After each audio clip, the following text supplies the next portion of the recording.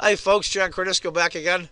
Another game from round one of the Tradewise Gibraltar Chess Festival 2016 edition. Great open tournament. Vishy Anand, my buddy here, Carl Nakamura. Oh god, the list is endless. MVL, all the top Chinese players. Huge women's contingent there. It's the highest prize money for women in any open tournament. This game here is between my compadre from the United States, Carl Nakamura, and Robert Bellin. It's about a 430-odd rating point difference. You'll see these in the open tournament, so let's get to it. Nakamura's white, Bellin's black. It's going to be a Dutch, which is always fun. E6, knight. The E5 square is the kind of what they're fighting over in the Dutch. Castles, c4, d5, queen to c2, knight comes up, a3, a5. Now, according to the computer, that's the last book move. Okay, it's a position, kind of a wild one. Knight comes out. Now, here's the deal. Where are you going to put that knight so the dark squared bishop can get out? You're going to put it on b3? We'll see. Knight e4. E3. Now surely you don't want to play knight takes, because then you develop his piece for free. King h8. A little preventive move there probably. Give me an idea. I kind of like a4 myself in this position because it stops the b pawn, but he decided to go king h8, b3, bishop d7. His last minor piece is developed, and Carl develops his last minor piece as well. Alright, it's a position. It's about even. We zero in on the e5 square, try to go back after the backward e pawn. The bishop e8, which is interesting. He sees his bishop is blocked in. I mean, he can't get anywhere. Everything's blocking his way. So he decides to put him on e8. He gets, at least he can get in the game. Bishop g6. Decides to move the knight. Interesting move by Carl. Bishop b7. Knight d3. We see why he decided to move the knight. These are two good squares. Here and here. a4. b4 just to block that nonsense off. Bishop d6. I mean, what else can he do? The position's so closed. Finally we get a capture. An open file, and knight f3. Okay. Like I said, it's a game. Queen e8.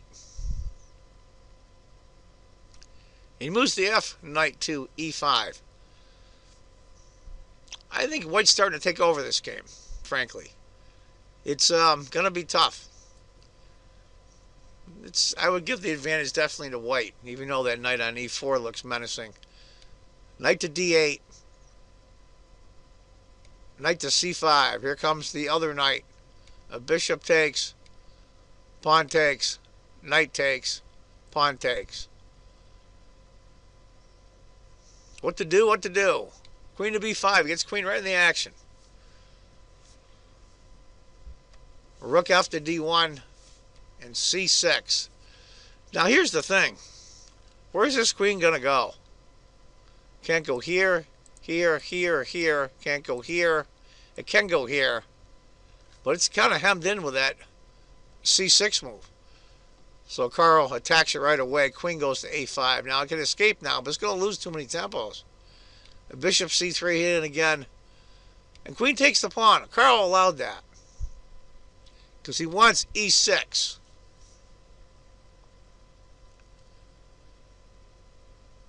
What to do? What to do? Well, those of you that notice why the bishop can't take, there's a discovered attack. Check. And the queen is lost. So has to take it with a knight. And now bishop g7 check. King takes. Queen to b2 check. Carl has sacrificed a piece. But the thing of it is, still can't save the queen. Rook takes the queen. Knight takes. Queen b6. So what it's come down to is Carl has a queen against the rook, knight, and pawn. Computer's got about a 2.5 point advantage for white. That queen is pretty powerful. After bishop h5, Carl goes rook d4. Nobody wants that knight, apparently. Knight to d7. Now Carl takes. I think this might be better than taking the knight. Knight e5. He's desperately trying to hold on here, but it's tough going. Here comes the other rook. Knight f3 check. King over. Knight e1. Queen takes. Bishop f3 check. King g1. And bishop e4. And he's trying to set up some kind of fortress, it looks like. But Carl's going to have none of that. Bishop e2. Knight f3 check. Bishop takes. Bishop takes. Rook b7. He's zeroing in on the enemy king. Now it is a 9 point advantage.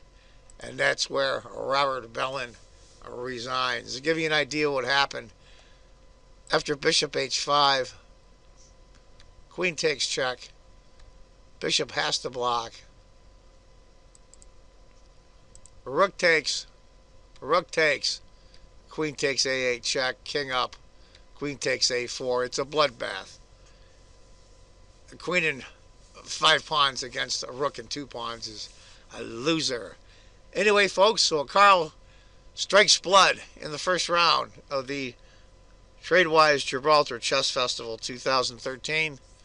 Like I said, I'm really looking forward to a Carl coming up in the candidates final, which is in March this year. As long as Fabiano Caruana for the United States, so the U.S. is really represented. And as I always say, if you think chess is just a game, you're not playing it right. Take care, folks.